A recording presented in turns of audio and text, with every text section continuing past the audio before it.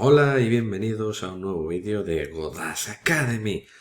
Esta semana os traigo un libro que fue un regalo de el gran Paco Lodeiro y la verdad me sorprendió muchísimo porque, bueno, ya veis el título, How to be Rich, pero me encantó. Es un libro que es From the Legend himself, es la leyenda, por la leyenda misma, y es un libro de Paul Getty, conocido como el Rockefeller del siglo XX. ¿Y qué es esto? Pues decir que Paul Getty fue en su momento el hombre más rico del mundo, allá por los años 50 más o menos, y es considerado el polo opuesto a Rockefeller en el siglo XX. Era todo lo contrario, porque Rockefeller era muy discreto, sin adornos, le gustaba bastante los focos, invertía en arte, en general era bastante personaje, no sé si decían que era el típico que le gustaban mucho las mansiones, tuvo no sé cuántas mujeres, bueno. Y además es muy conocido por una historia bastante llena de claroscuro, donde secuestraron a su nieto y él se negaba a pagar. Y el medio de la cuestión, pues, en este libro lo que cuenta es un poco, pues muchas cosas.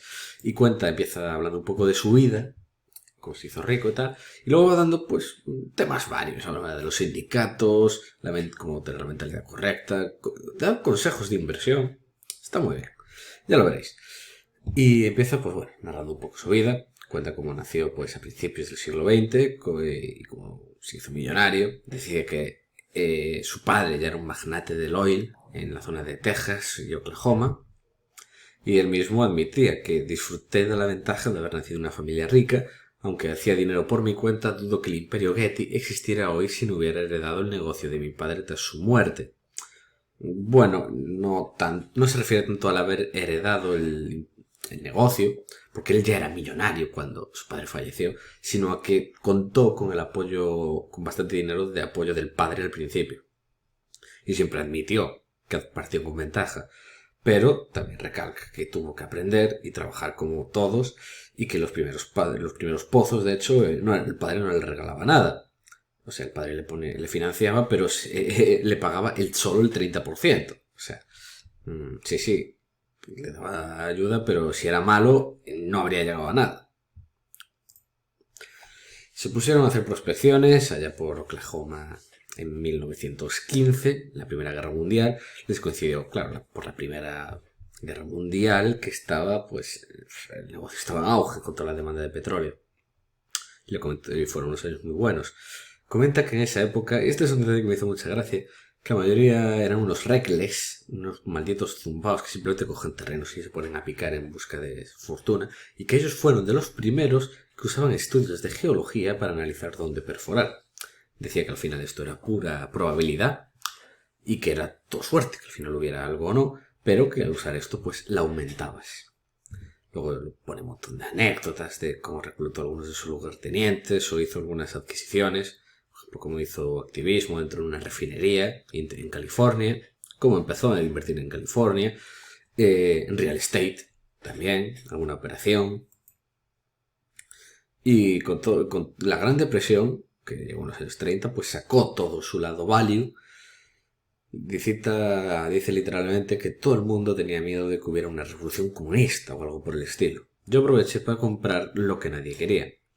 Por ejemplo, el caso más extremo dice que fue que se compró uno de los hoteles más nuevos, de más modernos, de todo Manhattan, que Manhattan es el centro de Nueva York, el centro, pues que se lo compró por un cuarto de lo que costó construirlo. O sea, fue esa tremenda inversión. De hecho, decía que había multiplicado el dinero, el valor del edificio por no sé cuánto, en menos de 5 años. En los años 30 también ya dominaba Estados Unidos y se lanzó al exterior, en el Middle East, en el Oriente Medio, donde se gastó 18 millones de dólares de la época, que a día de hoy eso es una animalada. O sea, no quiero saber qué cantidad es, pero vamos, más de 50 millones o 100, y para montar un pozo solo en la Neutral Zone, que es una zona que a día de hoy creo que ya no existe, pero que duró hasta hace nada. La zona neutral, que era entre Kuwait y Arabia, que era, bueno, pues es como una zona neutral, porque bueno, ya sabéis, en estos países hay siempre mucha disputa territorial y que nadie quería estar ahí y que estos tíos encontraron 13.000 millones de barriles de petróleo. Luego también, pues que se puso a invertir en su propia flota de tankers, terrenos, aviones. Nunca dejo de quedarme atónito ante la gente con esta negatividad, que le dicen que hoy ya no es posible hacerse rico como él. Una vez que cuenta su vida, pues pasa a otros temas. Y hay uno que básicamente dice, tú también puedes ser rico. Y dice que detesta a toda esta gente. Y dice, no, es que tú te hiciste rico porque eran otros tiempos. Y dice, ¿cómo? Y dice típicos cosas excusas. Que hay muchos impuestos, los costes laborales, la competencia extranjera, el socialismo. Y para mí esto es mierda sin sentido. Mi secreto para ser rico: levantarme temprano, trabajar hasta tarde y encontrar petróleo. Y él era muy de esta idea de más de mentalidad y de trabajar duro. Dice que todo esto al final no dejaban de ser excusas y te empieza a enumerar que los impuestos pues no eran realmente tan altos, podían ser que otros países estaban bastante peor, que al final si el negocio ganaba dinero, tú ibas a ganar dinero, que los costes laborales, que había que lidiar, que toda la historia siempre hubo que lidiar con ellos. Siempre ha habido competencia extranjera y si te jode es porque eres tú malo, y el socialismo pues era un montón de pajas mentales. 10 reglas que él ha usado y todo empresario de éxito también. El único camino a hacer mucho dinero es un negocio propio que conoces y dominas. Esto es perfectamente el círculo de competencia. No olvidar el objetivo final, producir más y mejores productos o más baratos. Ahorrar en el negocio y a nivel personal. Nunca ignorar oportunidades de expansión. Dirigir el propio negocio y mantener siempre supervisión. Siempre estar atento a cambios. Toma riesgos. Busque siempre nuevos horizontes o mercados sin explotar. Crea competencia con una buena reputación y honor. Y siempre considera mejorar la vida de los demás stakeholders. Viene a decir, que es referido pues trabajadores, la comunidad, ¿no? El medio ambiente, proveedores, todo lo que rodea a la empresa. En cuanto a mentalidad, pues dice que la suerte, conocimiento, trabajo duro es lo que un hombre necesita para ser millonario, pero sobre todo lo que él necesita es lo que ya él llama millionaire mentality. Y es que él ya conocía Skin in the Game. Cuenta que en un pozo que vio un montón de ineficiencias, ¿no? Por ejemplo, cómo distribuía mucha maquinaria, cómo organizaba las cosas, y que simplemente le dio un porcentaje de beneficio de ese pozo, de ese campo de petróleo, al manager del pozo, y que la eficiencia, pues en un par de meses, pues que se disparó. Él ya entendía el skin in the game. Y que la mentalidad del millonario, pues que es esa, es basada en cost conscious y profit minded, centrada en costes y beneficios. En todo el sentido más amplio. Y bueno, me encantó este meme mitiquísimo ya de Jeff Bezos, fundador de Amazon, 98, que podía decir, yo vendo libros. 2017, vendo whatever the fuck I want. Que de verdad, menudo cambio, parece Terminator ahora. Sobre ejecutivos. Dice que odia a los ejecutivos tradicionales o dueños de negocios que esperan que por ciencia infusa sus ejecutivos sean eficientes. Porque comenta algún caso de algún empresario que le viene y le dice, los mejores ejecutivos son aquellos que les dices, hay que hacer esto, apáñatelas. En medio año hablamos. Dice que eso no va a ningún lado. Y cualidades en que valora bien, pues son inspirar a otros, aceptar responsabilidad, ser justo, saber tomar riesgos. Una regla básica que además mucha gente, se la tengo escuchado a mucha gente también, que es que alaba en público pero critica en privado.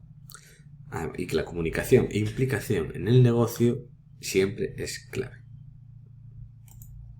Sobre los errores, que todo ejecutivo cometerá errores. Lo importante es aprender de ellos y evitar que se repitan. Lo primero es distinguir qué es un hecho y qué opinión. Esto le da muchísima importancia.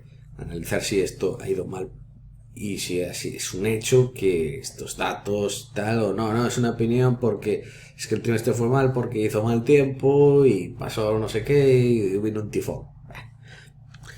Critica la educación reglada empresarial, los hace pensar que más complejo es mejor, no tiene por qué, entre otros motivos.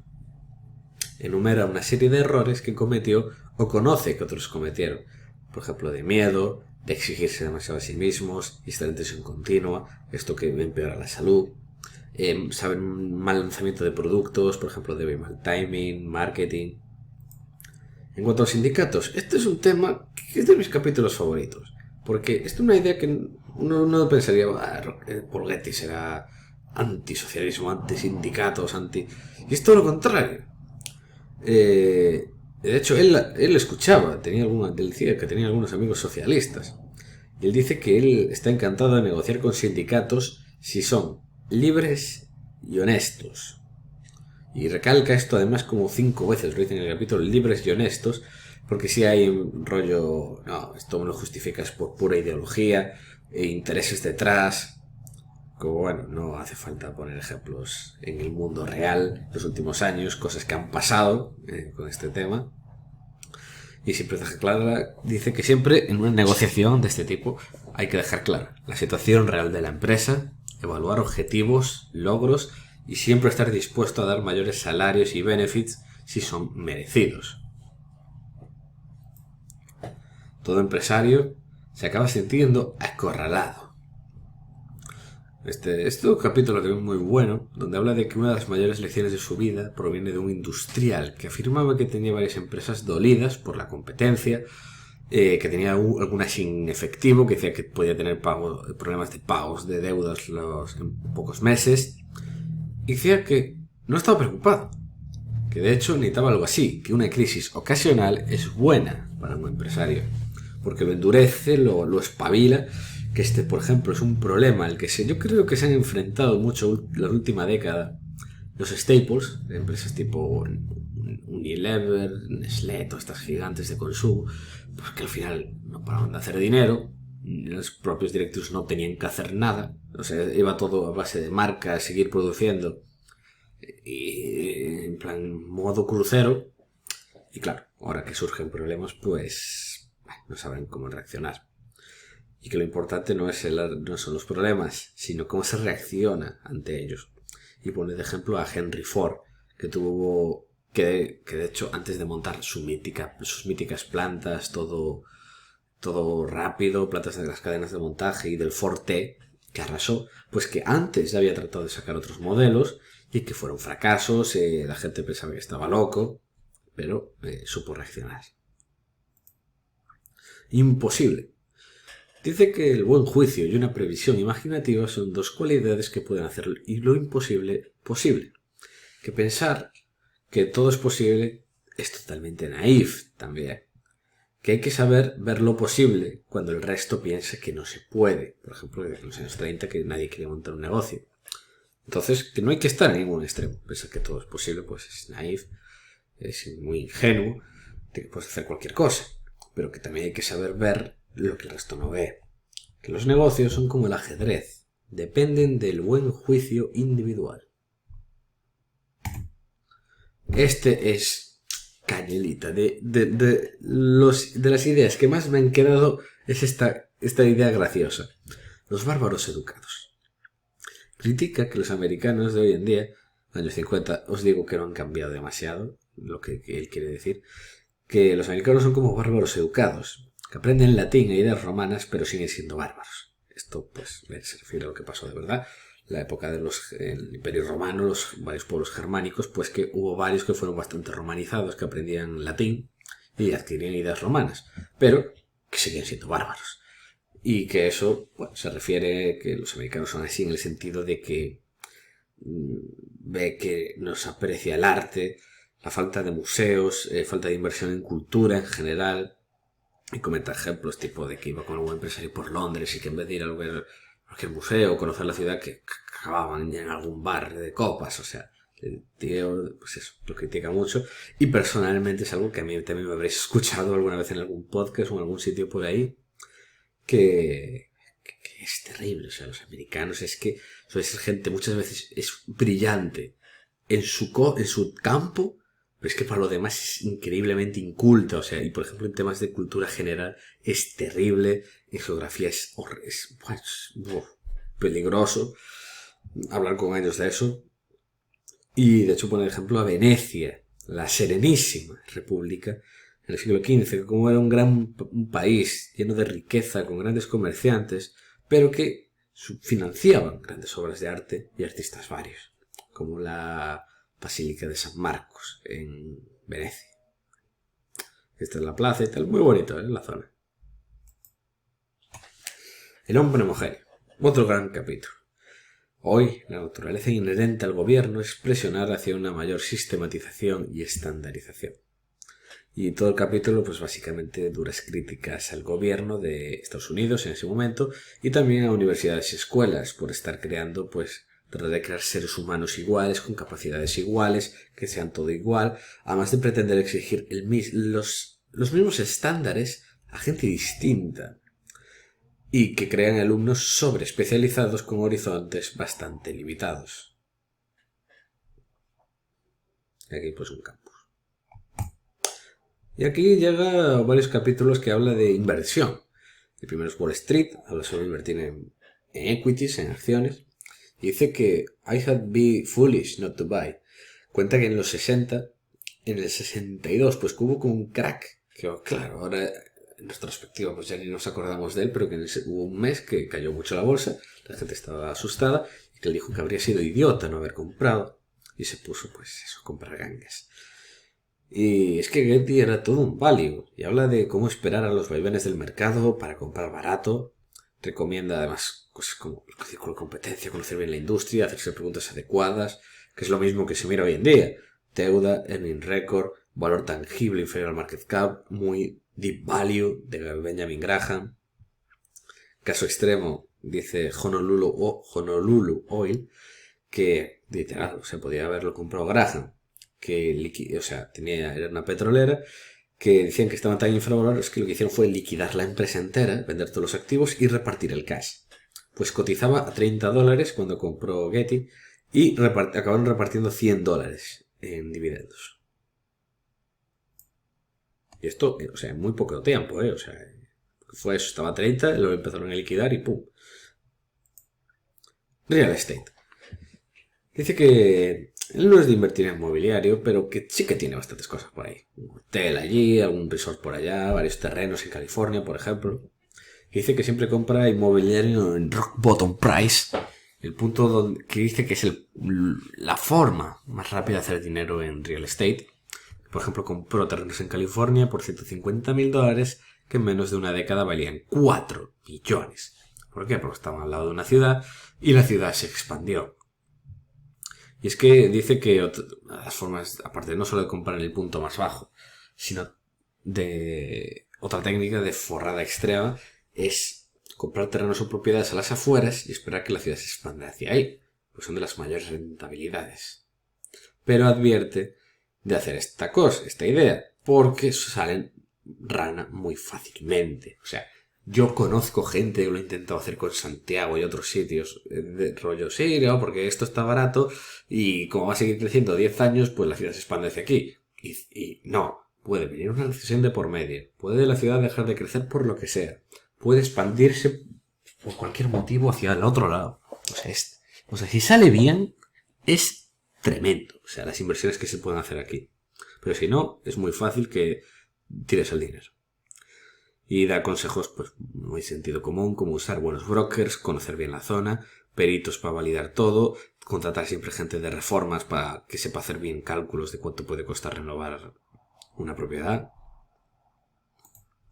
Arte. Dice, a él, personalmente, le encanta invertir en arte clásico. Cita incluso artistas como Sorolla, el artista español, y otros italianos, que por ejemplo le gustaba especialmente Botticelli. Y diferencia entre amantes del arte y marchantes que se dedican más a comprar y vender o ganar dinero con ellos. Él decía que era coleccionista. Y otra vez se lamenta del poco gusto de los americanos por estas cosas. La moral del dinero. Él recalca que el dinero no es un fin en sí mismo. Hace comentarios como este a lo largo de todo el capítulo de cómo los millonarios apenas disponen de cash, sino que se dedican a estar generando continuamente income, reinvirtiendo, creando negocios, ampliándolos, invirtiendo por ahí. Lo importante no es eso, no es el dinero, es lo que haces con ese dinero. Y aquí deja una de las mejores frases del libro. Sé mucho de errores. Me he divorciado 5 veces. O sea, literalmente pone algo tal que así. Bueno, y no sé cuántas veces acabaría divorciado. Es que esto es el libro ya muy mayor, pero vamos, no era extraño que hubiera alguna vez más. La individualidad. El ejecutivo exitoso es el hombre excepcional. Nombra ejemplos como Rockefeller, de empresarios inconformistas que apostaron contra todos muchas veces. Por ejemplo, en el Rockefeller Center, que lo construyeron en unos años de bastante jodidos. No sé si fue en la depresión, no fue un poco antes, pero que vamos, que todo el mundo le decía, pero ¿cómo vamos a construir eso ahora? Pero que eso no va a valer tanto, no lo vas a llenar de gente, y que les fue redondo. Él mismo se pone ejemplo comprando acciones en la Gran Depresión regaladas, o hombres que dejan sus marcas en el comercio, industria o finanzas. Son los de imaginación libre, fuertes y personalidades individualistas. Y ojo, no individualistas en el sentido de ser yo individual, yo egoísta, sino más en el sentido de ir a su bola, ¿vale? Ese sentido que se usa individualista. Ir a su bola, inconformista, con pensamiento propio. Valores. Y ya nos acercamos al final. Dice que para ser de verdad rico, un hombre debe seguir sus propios valores. Que es triste ver vidas sin valores o creencias, o gente que solo vive para agradar a otros. Mido, de hecho, él mismo decía que lo nombraba un hombre más rico del mundo, que él no sabía qué riqueza tenía exactamente, y que, porque él midía la riqueza en la cantidad de trabajos y productividad que su riqueza había sido capaz de crear. Y esto es todo. Recalco esta maravillosa frase suya de que el secreto del éxito, how to be rich, levantarse temprano, trabajar duro y sacar petróleo. Yo por ahora me levanto a las tantas y no saco petróleo, pero por lo menos trabajo. Así que tengo una de 3, no está mal. Este, como ya digo, es el final. Aunque ya digo, su título lleva engaño, es uno de los mejores libros sobre autoayuda, por así decirlo, con muchas comillas, que he leído en bastante tiempo, ya digo, me encantó porque es un hombre de verdad de éxito. De hecho, creo que ponía en la contraportada, por fin un libro que habla de cómo ser millonario, y lo dice alguien que ya es millonario.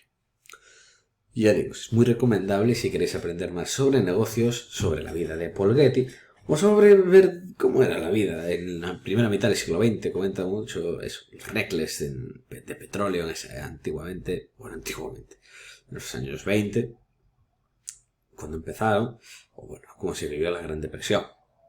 Y ya sabéis, como siempre, cualquier duda o sugerencia, no dudéis en enviármela.